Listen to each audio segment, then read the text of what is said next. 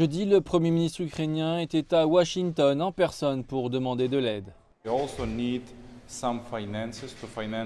Nous devons aussi trouver des fonds pour les personnes déplacées à l'intérieur du pays, avoir des fonds pour nos réfugiés partout dans le monde, surtout dans les pays européens. Selon le Fonds monétaire international, l'Ukraine a besoin d'au moins 5 milliards de dollars par mois, juste pour maintenir son économie à flot pour les 3 prochains mois.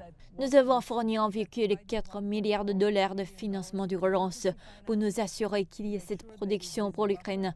Mais il faudra davantage et ce sera un grand investissement au cours des 2 prochains mois pour que l'économie continue de fonctionner.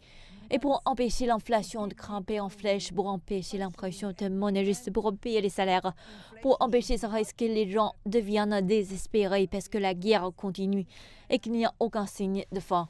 Mais le conflit entre la Russie et l'Ukraine est devenu une crise mondiale. Les responsables politiques présents en réunion de printemps du FMI et de la Banque mondiale craignent que la flambée des prix du carburant et de la nourriture ne frappe ceux qui ont le moins de moyens.